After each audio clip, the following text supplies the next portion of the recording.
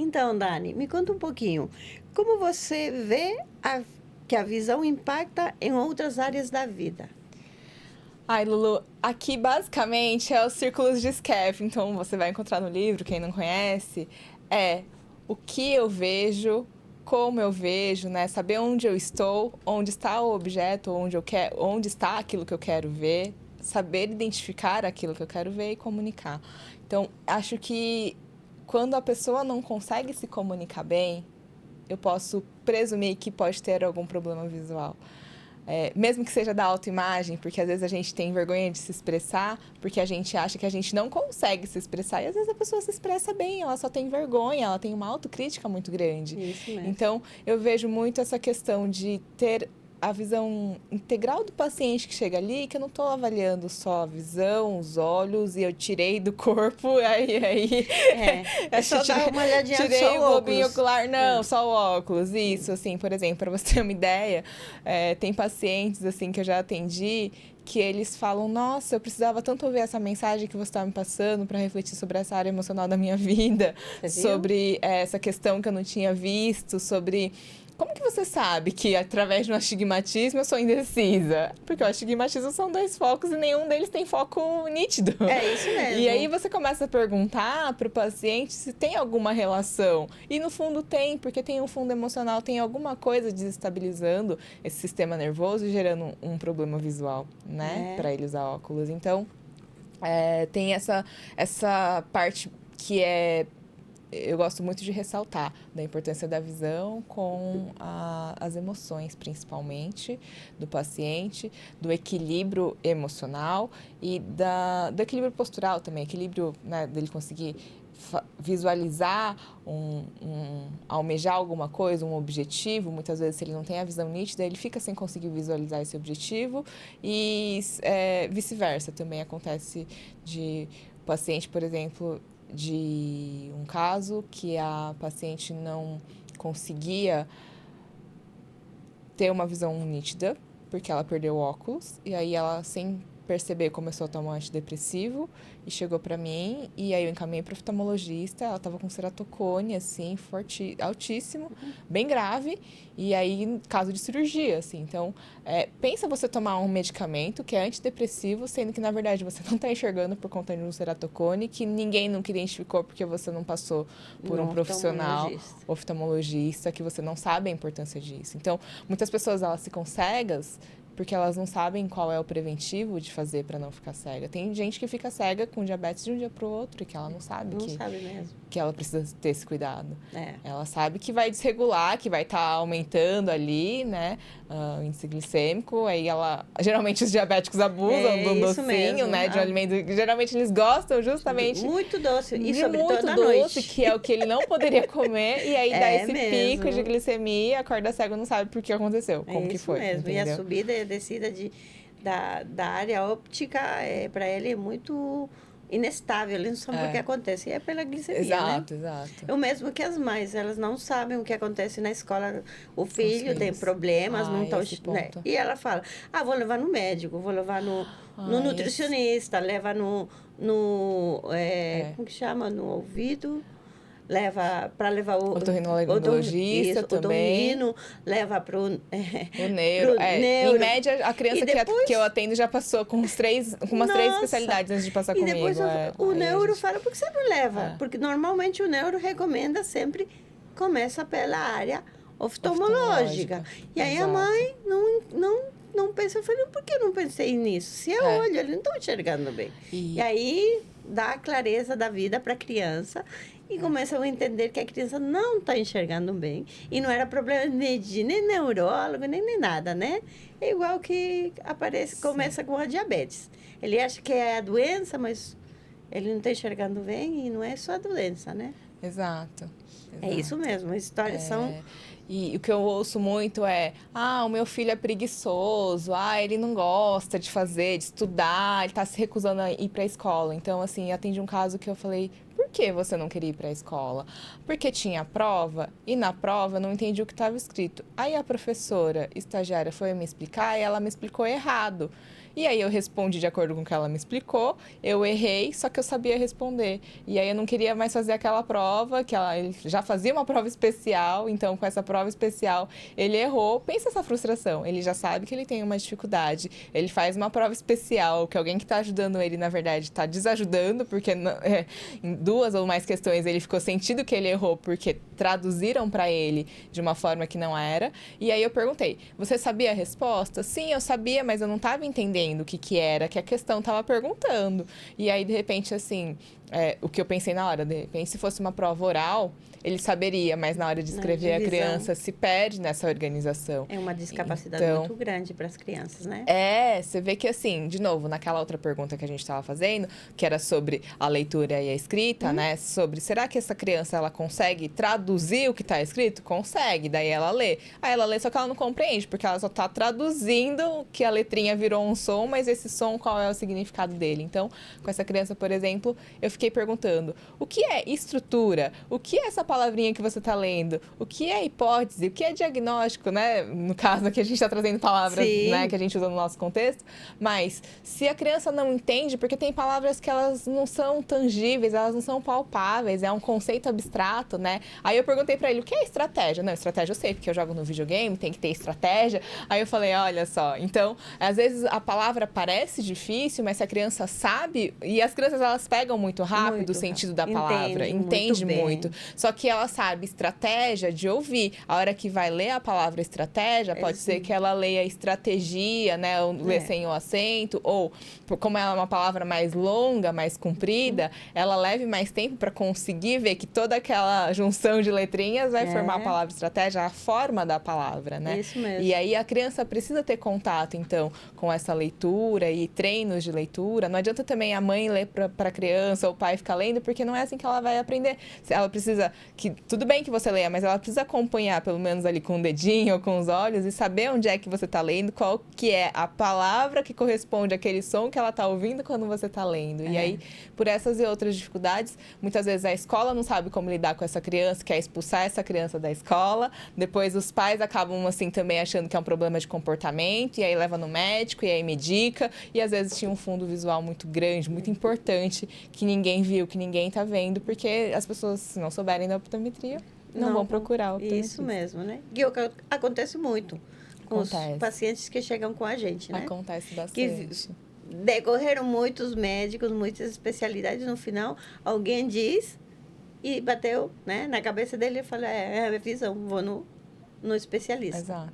É muito importante saber para onde a gente vai procurar e começar desde o princípio, desde o início, né? Sim. Visão. Desde simples. Então, exato. Me conta, qual foi o maior desafio que você teve na sua carreira?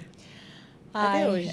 São vários desafios, na verdade, né, que a gente já passou, mas acho, assim, o primeiro de todos foi quebrar a minha barreira de medo que eu tinha para atender.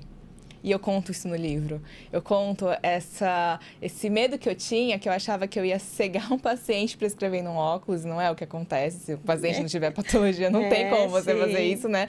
E aí, assim, era um medo tremendo. E às vezes a gente tem alguma ideia, alguma concepção muito errada sobre os nossos medos e monstros que a gente cria na nossa cabeça. A gente também, né? Cresce com esse medo. E aí, assim, eu falei, meu Deus, como que eu vou confiar nesse trabalho que eu tô fazendo, que eu vou validar isso que eu tô fazendo, que isso realmente está fazendo sentido. E aí eu fui buscar muitas teorias, e essas teorias, organizar essas teorias para escrever o livro foi outro desafio, porque estava tudo na minha cabeça, e aí eu queria dar um curso, aí falaram, tá, então organiza uma estrutura para esse curso. Eu falei, tá bom, eu vou organizar. Aí saiu o livro, e aí a partir do livro hoje eu consigo, então, falar de muitos temas que se relacionam com a visão, que a gente muitas vezes nem imagina, equilíbrio, postura, a alimentação, que a gente falou lá numa outra pergunta, né? A atividade física, a coordenação motora está muito relacionada com a visão, e a gente não fala disso, não tem, por exemplo, um estudo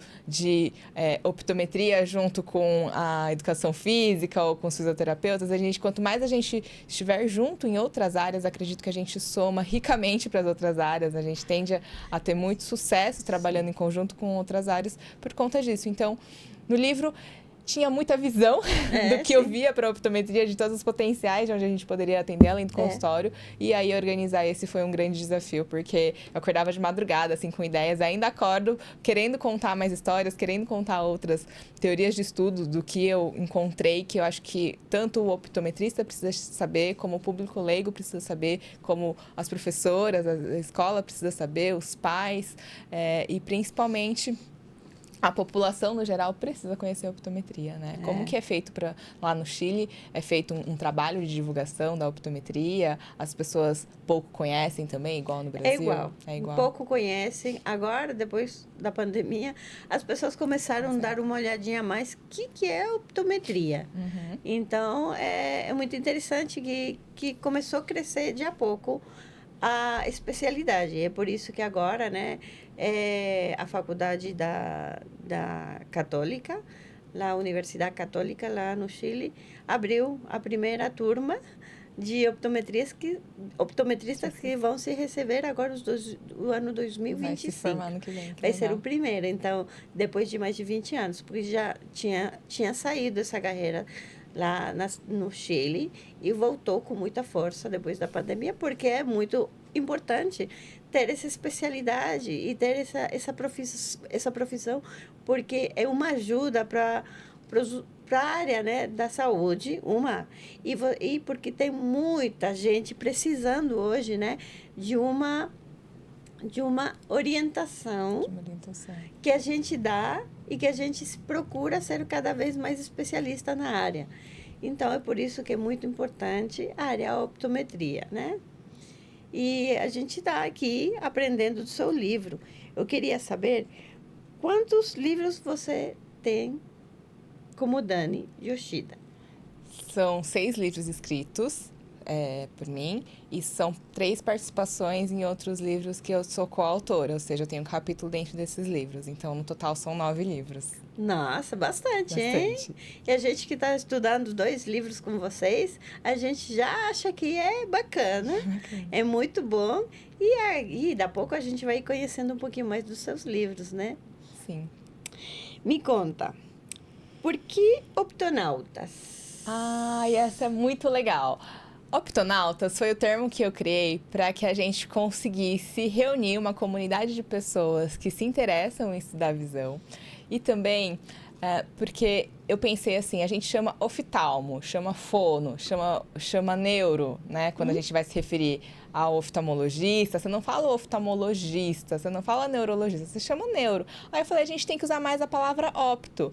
E aí, optonautas é para remeter, né, a um astronauta também, a essa ideia de ir pegar um foguete e decolar. Achei e aí, ideia. assim, eu comecei a brincar com esse termo, muitas pessoas começaram a usar. E aí, às vezes, eu acabo colocando nas postagens, né, optoamor, optocast, onde dá optomicrofone. Aonde eu olhava, eu queria colocar a palavra opto para que as pessoas ouçam mais a palavra opto, até porque elas têm... Primeiro que elas não conhecem o que é optometrista. Aí você fala assim, repete. Opto o quê? Aí, então, pelo menos o opto ela pegou, deixa o optometrista pra trás. Então, né, se ela entender que é opto, caminho, né? se ela entender a diferença, a primeira coisa que ela precisa entender é quando ela procura um médico, que esse olhinho tá doente, o oftalmo, e quando que ela pode procurar o optometrista, onde esse olho...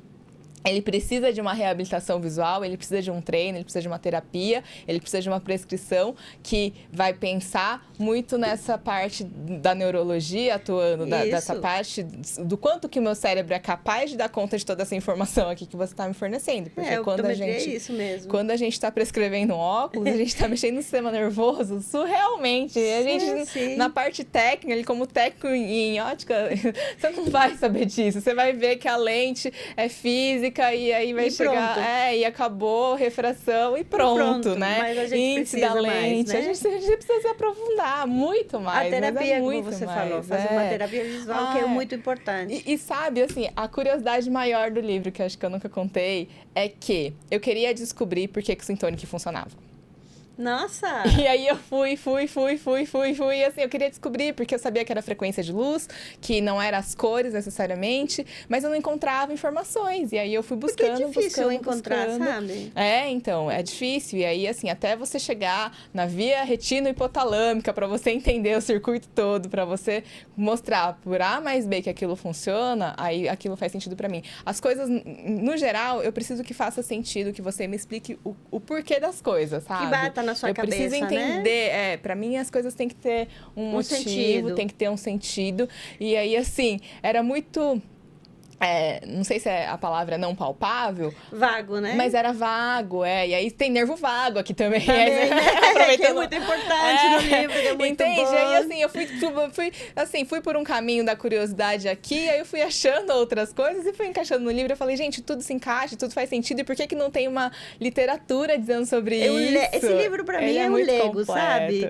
Você vai completo. Montando ele. Ele é um Lego, isso. É um Lego mesmo, muito interessante. E ele né? não é pra ler de uma vez só, não.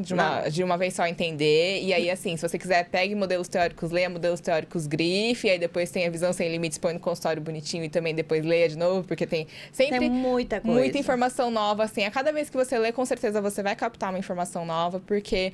É muita coisa mesmo, assim. É muito interessante. Não sei como que eu juntei tanta coisa. Por isso que é esse o grande desafio. Quando você pergunta qual é o maior desafio, acho que é o livro. Porque acho que nem eu me dava conta do quanto que tinha de conhecimento antes de reunir todo esse conhecimento no livro. Você viu como interessante seu livro? É muito interessante, sim. Não, o mais interessante foi isso, que assim, eu tenho vários das primeiras edições que eu fui grifando, e aí tem a anotação do lado, e às vezes eu pego, assim, falo, gente, essa informação tem que ir pro livro, tem que atualizar essa versão. Ou assim... Nossa, que ótimo. Achei bacana. Exato. Assim, então, só para também as pessoas entenderem. Tem modelos teóricos para terapia visual, onde ele tá básico e ele foi editado por mim. E a segunda versão, eu fui pedir para um editor formatar com letrinhas maiores. Tudo que me passaram de feedback do primeiro, no modelos teóricos, eu acrescentei e melhorei no Visão Sem Limites. Tanto que as páginas estão amareladas, né? Que é o papel pólen, ou avena, que é um papel que ele tem mais conforto visual. Então, nossa, assim, tem questões técnicas muito importantes. Né? E a versão melhorada do primeiro para o segundo livro. E aí eu fui colocar... Então, a complementação de muitas informações dentro dessas 30 ou mais vezes que eu li para passar para o editor, ele ficava louco comigo. Ele falava, Dani, só encerra esse, você deixa essas informações pro próximo. Eu, não, mas tem que estar nesse, porque falta só essa vírgula, mas só esse detalhinho, assim. só mais esses 3 parágrafos, que ele não cabe, Dani, como que faz? Eu falei, então tá bom, vai. E aí a gente deu um jeito de fechar. Mas é assim, né? Mas é assim. Quando você tá namorado do seu livro, é assim, você bota e quer botar mais, né? Mas é assim. Não, é infinito. Na verdade, assim, eu tenho pra mim que ele é o livro... Você que falou, né? Achei lindo. Ele é um organismo vivo, assim, pra mim. Sim. Porque se não fosse ele impresso, na versão só e-book, eu estaria atualizando constantemente, assim, até hoje. Só que daí não saem outros livros. E precisam vir outros livros também. Então, ali é a base. Vi que tem síndrome de Irlen, será que existe mesmo? Aí eu vou lá e pesquiso e me aprofundo, assim, ali eu cito algumas coisas, não dava para aprofundar em tudo, mas o que era mais importante eu tentei dar uma enxugadinha e coloquei ali para que você, né, você tenha um direcionamento de, será que eu já ouvi falar sobre isso? Será que isso tem relação com a visão, né? E aí, para organizar um pouquinho a cabeça do optometrista e saber para onde ele vai, e o que ele tem que dar uma olhadinha e perceber para o paciente no momento do atendimento, né? Sim. Aí tudo isso também vem por conta de que, num estudo que era para o mestrado, eu fiquei avaliando os pacientes com traumatismo crânioencefálico e percebi que um 0,25 mudava o jeito que ele andava mais rápido, que ele andava com uma postura diferente, que ele andava mais devagar, ou que ele melhorava, parecia que organizava alguma coisa na cabeça dele com a prescrição, e assim, na minha cabeça aquilo não fazia sentido nenhum. Teve uma paciente que começou a falar mais, e aí eu fui citar isso, o neurologista falou, não, você tá querendo achar que agora foi o óculos que melhorou a comunicação dessa paciente. Mas aí no meu interno foi, claro que foi. Eu falei, não, imagina, não, foi com uma coincidência, né, tal. Mas aí eu queria provar que foi o óculos. Aí assim, pois pra quem já tem essa mente mais aberta, entende que foi. Isso. Só que, então... É a neurociência, né? Mas pra toda a área tem o pessoal que é mais fechado, que aí, por exemplo, esse livro faz 3 anos que eu fiz o primeiro livro, ele já está desatualizado nos conhecimentos que a gente tem hoje. Mas, Dani, são 3 anos sim, mas são 3 anos que antes eu não sabia o que eu sei hoje para colocar no livro. E aí a gente precisa sempre buscar os congressos, por isso que eu participo dos congressos, conferências, e a gente comunica com pessoas internacionais também, essa troca cultural é legal, para saber o que está acontecendo lá. Do outro lado. Como que você pode somar, né, lá do Chile ou de outros países, você trazer esse conhecimento para cá. Olha só, você falou que você foi para os Estados Unidos para buscar conhecimento, para a Alemanha, veio para o Brasil. Então, a gente tem essa soma, esse enriquecimento quando a gente soma do conhecimento de outros países. A gente tem essa troca e eu acho que essa troca é muito rica, muito válida e muito importante, né? Isso mesmo, né? É muito importante. Um show de bola esse livro. Muito bom. Uma recomendação direta da Lulu para poder ler esse livro para toda a área optometrista e para quem também gosta da área ótica também é uma ajuda grande, né? Sim, sim. Então, eu queria saber e que você me conte o que é neve visual, que é uma interrogante muito grande na área da especialidade da gente, né? Sim. Me conta. Existe a síndrome de neve visual, e a neve visual é um dos sintomas que esse paciente vê, que ele fica vendo pontinhos como se fossem neve mesmo na frente do olho, que esses pontinhos podem ser brancos, pretos, coloridos. Algumas pessoas falam que vêm desde criança, alguns outros pacientes eu já ouvi falar que via e depois parou de ver. Alguns pacientes vêm em um tal nível que hoje atrapalha a leitura, atrapalha o trabalho, atrapalha para dirigir, atrapalha no computador. E é uma síndrome que eu venho estudando desde o ano passado e que por isso saiu um livro sobre isso, e que a optometria tem muito potencial também dentro da terapia visual para ajudar esses pacientes. Terapia visual neurooptométrica tem um potencial, tem estudos, tem um artigo já dizendo que tem melhora para esses pacientes e é uma síndrome que ela é muito rara, ela tem poucos profissionais oftalmologistas e neurologistas hoje no Brasil que conhecem essa síndrome e que ela envolve outros sintomas como tontura, vertigem, dores de cabeça e o paciente muitas vezes relata isso para um psiquiatra ou para um neurologista e já vi pacientes dizendo que ouviu do médico, assim, que era coisa da cabeça dele, que ele tava louco, assim, né? Não com essas palavras, mas que era que só... dá pra entender assim, né? Era só pra ele fingir que não tava lá, que daí ia sumir, sabe? E aí, assim, o paciente não teve esse acolhimento de eu entendo o que você tá passando, né? Isso mesmo. Eu sei como que é, ou vamos pesquisar pra eu te ajudar, porque eu não conheço, nunca ouvi falar sobre isso. E esses pacientes, eles procuram, então, ajuda na internet, onde essa ansiedade que eles já têm sobre, será que eu vou ficar cego? Às vezes só aumenta. Ela ela não causa cegueira, mas ela traz um desconforto muito grande a esses pacientes. A gente precisa falar disso também cada vez mais para que outras pessoas saibam o que é a síndrome de neve visual. É muito importante, né? É uma nova aparição da área que a gente está começando a estudar e é muito importante saber. E você já tem na sua mão a história de como poder evaluar e poder dar um diagnóstico de neve visual, né? Sim, inclusive eu apliquei terapia em 4 pacientes, aliás, em mais pacientes, mas 4 pelo menos eu tenho certeza que hoje eles estão bem, que eles falam que depois da terapia ajudou muito eles e aí seguiram a vida assim e melhorou bastante num caminho que eles conseguem voltar a trabalhar, voltar a fazer as atividades que antes não conseguiam fazer. Tem pacientes, inclusive, que veem essa neve visual e eles não falam para ninguém que eles veem isso, para que eles não sejam julgados de loucos ou para que eles não sejam julgados de, você tá delirando, porque ninguém... Você tá vendo qualquer coisa. Assim, porque, entre aspas, né, a maioria da população, se não vê isso, se você falar numa roda ali de amigos, todo mundo vai falar que não vê e você vai ser o doido da história, né? É isso mesmo. Você vai ser a pessoa ali diferentona, que todo mundo vai falar, opa, será que você é ET, né? E aí, é importante a gente falar para que esses pacientes procurem ajuda também, tem ajuda medicamentosa, que vai amenizar os sintomas, e tem muitos estudos sendo feitos, porque ainda não existe uma cura efetiva sobre esses sintomas, né? Nossa, definitivo. É muito interessante essa história.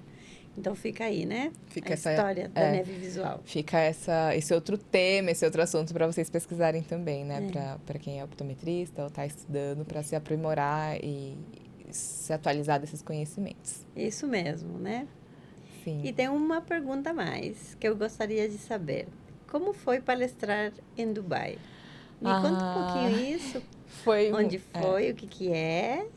Sim, em Dubai foi uma conferência de psicologia e neurociências e lá, assim, como que aconteceu esse convite? A partir de uma participação em congresso de neurologia e nesse congresso eu tinha apresentado um artigo e a partir desse artigo me convidaram para ir palestrar em Dubai.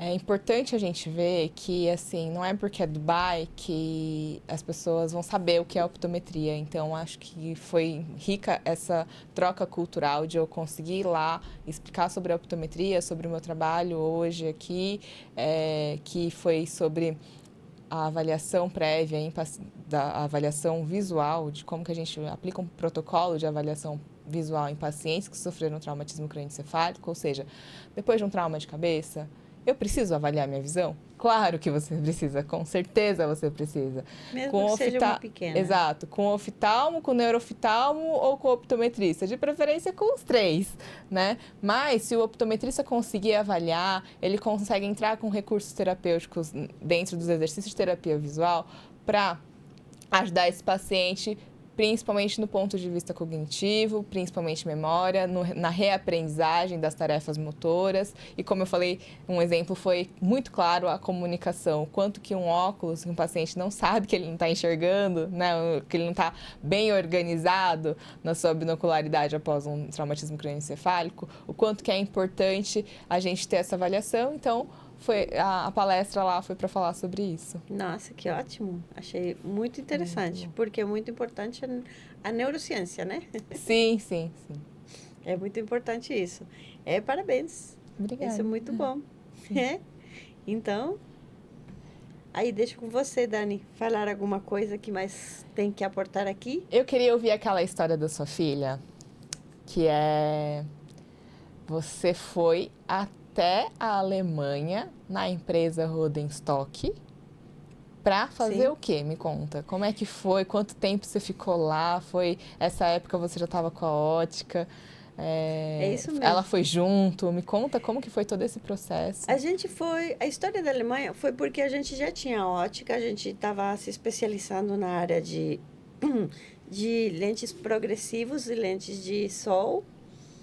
E a Rodenstock ofereceu para a gente, que era dono da ótica, viajar e fazer uns cursos com eles de especialização da área óptica com as lentes de Rodenstock. Então, a gente viajou para a Alemanha, foi para a República Tcheca, que é aí onde eles fabricam as lentes que são de sol, que são os sun contrast, né? Que chama assim as cores, e tem também o polarizado, que eles também fabricam lá. E a gente foi conhecer a fábrica, porque a gente estava muito interessado em saber o que era, como funcionava a fábrica, como era, né? E também para poder recomendar para os pacientes o que é melhor lá, porque a gente mora em frente da praia e é muito diferente ter óculos de sol, tanto na cidade como na praia. Então, o polarizado na praia não funciona facilmente, porque ele fica descascarando, ele sai, sabe? E porque pela salinidade da praia, né, do mar. Sim, a maresia. E então ele estraga o ferro, vai estragar a lente também, muito mais né? rápido, Isso sim. mesmo. Então a gente gostava muito de saber por que acontecia isso e por que é melhor trabalhar quando você trabalha em frente da praia ou nessa zona daí, em Villa del Mar. Era melhor o sun contrast, tanto verde, marrom ou o cinza, né? E aí eles explicavam que era porque lá tem uma lógica. Na fábrica só tinha mulheres. E aí, um dos meninos que está fazendo a explicação, ele falou, por quê? Vocês estão percebendo alguma coisa? A gente ficou assim com uma interrogante. E eu falei, ué, todas são mulheres. Eu comecei a olhar um painel onde tinha fotos delas quando elas eram jovens, e o painel embaixo com agora, que elas já tinham mais idade. Eu falei, são as mesmas. Eu falei, só tem mulheres? E eu falei, na colorimetria, na área de colorimetria, que também a gente estudou a colorimetria básica e avançada, tem uma diferença entre o homem e a mulher. A mulher vê mais cores e o homem vê menos cores, mais tonalidades de cores. O azul mais claro, o azul mais escuro, o azul mais cinza. Isso que a gente percebe e tem a facilidade de perceber. É por isso que na fábrica você só estava vendo mulheres, porque elas davam para perceber se a tonalidade ficava certa, se a tonalidade ficava um pouco mais opaca, um pouco mais clara, um pouco mais clara. Então é por esse sentido, porque teoricamente, tecnicamente, nós mulheres percebemos mais tonalidades que os homens. E aí a gente ficou tão feliz de saber, porque a gente já sabia isso. E eles falaram, por que vocês sabem isso? E aí eu falei, porque a gente já tinha estudado colorimetria e a gente já sabia que a mulher tem essa percepção. E assim a gente voltou tão feliz da Alemanha e começou a experimentar o óculos são contras com nossa filha, que ela tinha nesse momento hipermetropia. E ela foi difícil no começo, antes da gente ter a ótica, porque ninguém queria fazer óculos para ela, porque ela tinha 1+10. Então, a hipermetropia era muito alta só do olho esquerdo, o outro era neutro. E todo mundo falava que era muito caro, muito caro. E um menino falou para a gente, é muito caro mesmo, porque Rodenstock é caro, é alemã, é caro. E a gente ficou assim, né? Por quê? E começou a indagar, e a gente ficou apaixonado e começou a estudar a área de optometria para poder ajudar a nossa filha mesmo. E assim começou a história da nossa ótica OB, lá em Vinha del Mar, que já tem mais de 12 anos aí, né, no mesmo lugar. E começou apaixonado pela história da nossa filha, que a gente queria ajudar ela, né? E aí a gente começou a perceber que era, por quê? Porque não tinha muita gente lá para ver que trabalhasse essa área da hipermetropia. E muitas óticas não entendiam muito bem. Falaram, sim, mas é muito pesado o óculos para ela. E a gente falou, esse nicho é muito importante. Deve ter muita gente e ninguém faz, ou não faz muito. E a gente tem que se especializar numa coisa boa, né? Sim. E assim começou a gente a trabalhar com o Rodenstock desde o começo. E nossa vida com o Rodenstock foi de mãos dadas, né? Sim. Sempre, quando a gente queria aprender alguma coisa, eles ajudavam. A gente fez a academia Rodenstock da área de optometria também, da área deles, com especialização nas lentes que eles têm. Então, a gente se especializou na área de crianças e na área também das lentes progressivas, né? Então, a gente abarcou toda a área mesmo, completa da área optometria de óculos. E assim foi a paixão que a gente se transformou num trabalho e agora a gente ajuda muita gente, né? Na área óptica. É muito bom. Obrigada. Obrigada a você. Gostaria de agradecer a sua participação nesse nosso podcast, que você consiga vir mais vezes para a gente continuar esse bate-papo, porque adorei. Não vou terminar ainda. Tem uma pergunta que é sobre seus óculos que você estava me mostrando. Como que você fez? Como que você percebeu essa possibilidade de mudar seu óculos? Mostra pra gente aqui seu óculos. Sim, é um óculos simples, que no momento ele é meu queridinho, né? A gente sempre tem um coringa, né? Que ele faz e usa para tudo, né? Então, quando a gente trabalha, a gente sempre, às vezes, tira o óculos e, às vezes, a gente tem também acidentes. Então, esse óculos teve um acidente quando eu estava arrumando uma máquina da ótica e eu escorreguei e estraguei meu óculos. Então, eu fiquei tão triste. Eu falei, ele não pode ficar assim sem que eu ficar com ele. E tanto o amor que eu tinha, então, achei interessante botar essas correntes que a gente coloca, né? A gente coloca umas correntes aqui, né? Quando a gente coloca também de trás das hastes, né? Segurando os óculos. E eu achei que era ótimo não guardar ele, porque é meu coringa, eu gosto muito dele. E tentei arrumar ele e transformei ele num num óculos mais funcional para mim, né? Como sempre eu tenho problema das hastes, que ficam muito compridas para mim, então tem que arrumar. Então eu botei ele, essa correntinha aqui, arrumei do lado para que ele tivesse um pouquinho de peso, né? E ficou pronto. E eu fiquei tão namorada de novo com meus óculos que ele teve uma segunda vida. E assim foi a história que aconteceu, né? De um acidente, transformei ele de uma segunda vida para os meus óculos de novo. Sim, e aí é um ponto muito importante estar perguntando isso, porque alguns pacientes às vezes não usam óculos, porque eles falam que eles ficam vendo a haste ao redor, porque eles falam, a haste não, a armação ao redor, eles ficam vendo aqui, a haste te incomoda, você Isso, falou, esse é um sim. ponto muito grande, porque para quem tem uma sensibilidade maior, qualquer coisa no rosto Fica doendo a incomoda, dói. E aí o paciente não usa óculos, embora ele tenha grau, ele precisa de uma dioptria. Por quê? Porque tá faltando ali alguma adaptação nesse sentido sensorial de então dá para adaptar uma lente de contato, então dá para colocar um óculos de uma outra forma, né, para criança sem armação com silicone, que ela é toda mais molinha, Sim. né, mais maleável, porque eu acredito que tem as pessoas que nunca fizeram uma avaliação visual no Brasil, em torno de uns 30%. É muito que nunca grande. que é um número enorme, muito alto. Tem as pessoas que fazem o exame e não têm condições de comprar óculos.